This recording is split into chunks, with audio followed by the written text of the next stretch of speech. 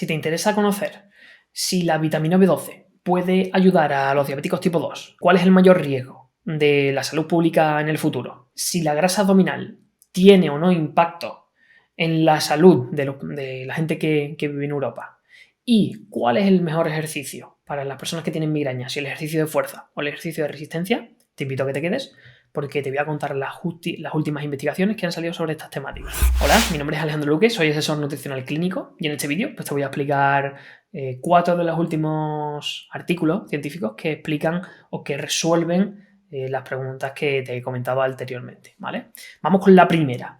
¿Puede realmente la vitamina B12 ayudar a los diabéticos tipo 2? Vamos a empezar. Los diabéticos tipo 2 son habitualmente, clínicamente y farmacológicamente tratados con metformina, ¿vale? La metformina es un antidiabético que el efecto que tiene es bloquear, digamos, la liberación de glucosa de forma endógena, ¿vale? Por lo cual los niveles de glucosa caen mucho más rápido en un paciente que está tomando metformina.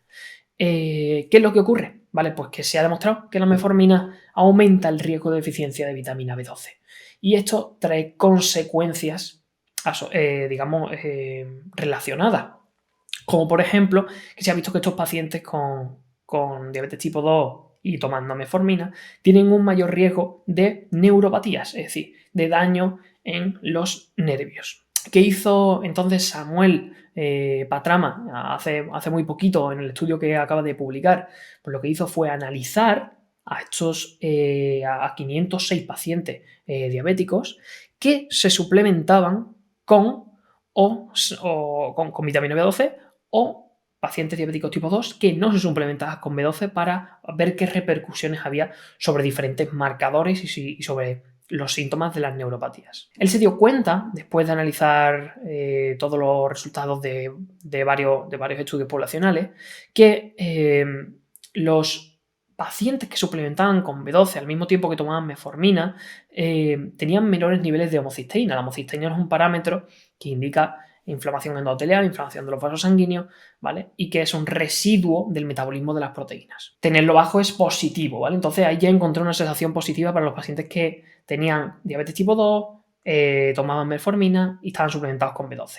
Y sin embargo, también encontró que estos pacientes que estaban suplementados tenían menores síntomas de neuropatía. Es decir, esto ocurre habitualmente en la consulta clínica, yo me lo encuentro con mis pacientes en múltiples ocasiones, que normalmente no se tienen en cuenta en las interacciones farmaconutrientes que suele haber con, por ejemplo, antiácidos, con metformina, con, por ejemplo, la simvastatina que se receta mucho, con, por ejemplo, ibuprofeno, con, por ejemplo, hay muchísimos fármacos que, digamos, dificultan o bloquean la absorción o la asimilación de diferentes nutrientes y esto a medio o largo plazo pues puede causar un mal en el paciente, ¿vale? Por lo cual, como conclusión de esta noticia, es importante que en cada caso particular de diabéticos tipo 2 que consuman metformina, analizar cómo están los niveles de homocisteína y de B12 activa para personalizar una suplementación efectiva en ellos o no, ¿vale? Esto es indispensable que si no eres profesional de la salud se lo comentes para que añadan estos marcadores en tus análisis, ¿vale? Segunda noticia, que va a responder la siguiente pregunta. ¿Cuál es el mayor peligro futuro en salud pública? Durante estos últimos años, bueno, estos últimos años hablamos de 20, 30, 40, 50, incluso hasta 100 años atrás, cada vez el uso de antimicrobianos, ¿vale? Se ha extendido en la práctica clínica, en la práctica médica, y esto ha tenido unas repercusiones. ¿Cuáles son las repercusiones? Bueno, pues que actualmente hay un gran volumen de pacientes que tienen o que padecen una resistencia muy grande a antimicrobianos, ¿vale? Se empezó generando antibióticos o antimicrobianos de primera generación, segunda generación, tercera generación y creo que ya vamos por la cuarta generación, cada vez antibióticos o antimicrobianos más potentes porque realmente esos sobrecrecimientos bacterianos, o sobrecrecimientos víricos o sobrecrecimientos fúngicos, cuando utilizamos, por ejemplo, la penicilina, que es una molécula con funcionalidad antibiótica, en un paciente y eliminamos ese patógeno, cuando no eliminamos la causa que ha hecho que ese patógeno, digamos, sobrecrezca, ese patógeno aprende y genera resistencia contra las penicilinas. Si después utilizamos otro antibiótico, pues va generando resistencia un montón, ¿vale? Yo me he encontrado pacientes con 10, 15, resistencia a incluso 20 tipos de antibióticos diferentes de diferente generación, ¿vale? De primera, segunda y tercera. Entonces, ¿qué es lo que ocurre? Claro que si se sigue pautando de forma indiscriminada y en un montón de contextos de salud estos antibióticos, al final vamos a estar, digamos, expuestos a que cualquier sobrecrecimiento bacteriano fácil de gestionar, entre comillas, si no se tuviese esa resistencia a antibióticos, pues sea un factor que ponga en peligro la vida de la población, ¿vale? Por lo cual, la revista The Lancet, hace menos de un mes, publicó una revisión donde investigaba el número de muertes totales en 2019 que se habían asociado a resistencia a los antimicrobianos, ¿vale? Y detectó que 541.000 muertes en 2019 estaban asociados a sobrecrecimientos bacterianos que no se podían solventar con el uso de antimicrobianos porque ya había una resistencia muy grande. 541.000, son muchísimas personas. Y también detectó que 133.000 muertes se asociaban a resistencia a antimicrobiano, pero no de origen bacteriano, sino de origen vírico, de origen fúngico o de otro origen microbiológico, ¿vale? ¿Cuáles eran esas, digamos, enfermedades que digamos que están top 1, top 2 y top 3 en patologías que pueden comprometer la vida del sujeto con resistencia a antibióticos? Pues la primera eran infecciones del torrente sanguíneo, la segunda eran infecciones intraabdominales y la tercera son infecciones respiratorias. Como conclusión, tenemos evidencia sólida de que cada vez la población es menos sensible a un pool muy grande de antibióticos y si seguimos por este camino, en el futuro seremos muy susceptibles a cualquier tipo de sobrecrecimiento microbiológico que es y ha sido lo habitual durante todo el desarrollo de la humanidad. Es decir, la especie humana es la que menos contacto tiene con los microorganismos y sin embargo la que más expuesta está a sobrecrecimientos patógenos, ¿vale? Por ejemplo, es muy difícil o muy complicado que un perro se resfríe con facilidad y un perro está todo el día oliendo el suelo, oliendo, digamos, inclusive el ano de otros perros, donde ahí también, digamos que hay traspaso de microorganismos. Es decir, somos los que menos contactos tenemos con la diversidad de microorganismos que nos ofrece el mundo y sin embargo en momentos difíciles, en sobrecrecimientos patógenos en concreto, los que más susceptibles somos a ellos, inclusive ahora más cuando hay este gran volumen de resistencia a los antibióticos. Vamos entonces con la noticia número 3.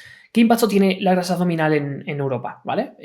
La grasa abdominal digamos que se ha convertido en un marcador o en un parámetro de riesgo mucho más óptimo que los que antes se tenían, digamos, mejor valorados, como por ejemplo el peso, como la obesidad glúteo-femoral, ¿vale? Al final la obesidad abdominal define más el riesgo de padecer diversas enfermedades o lo define mejor que otros parámetros como los que acabo de decir.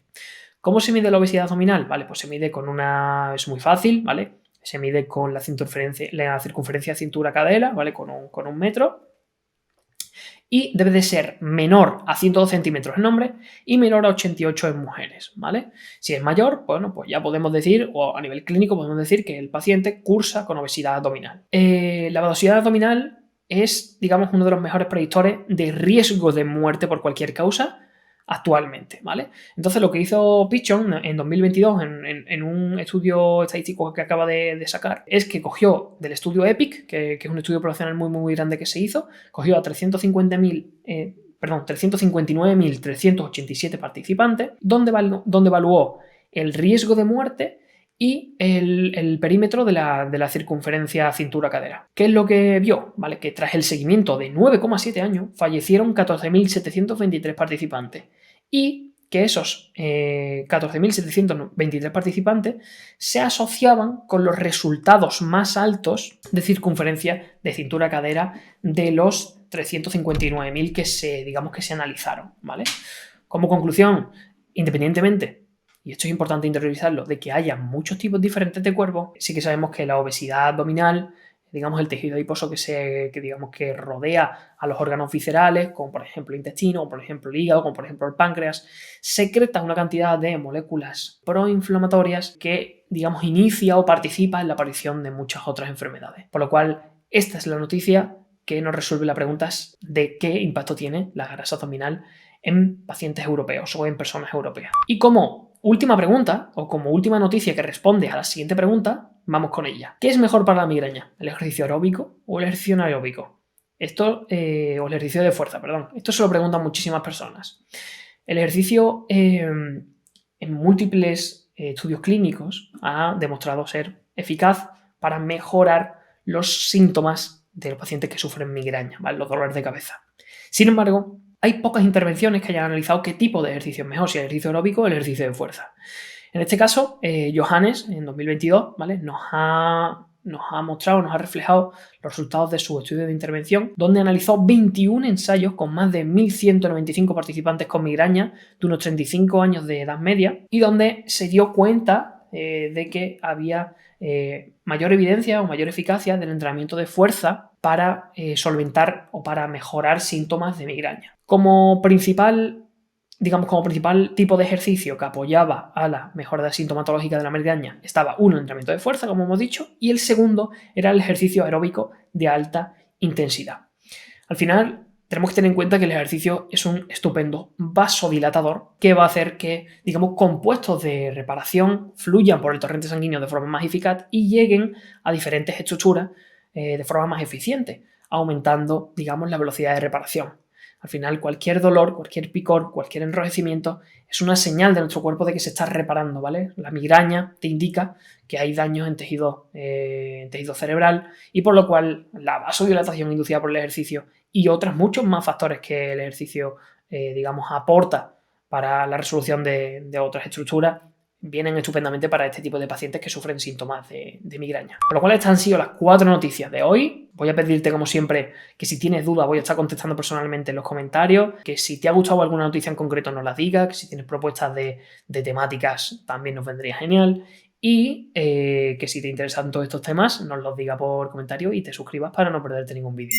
Te recuerdo, mi nombre es Alejandro Duque y estoy encantado de haberte comentado algunas de estas cosillas que han salido hace muy poquito en el mundo académico.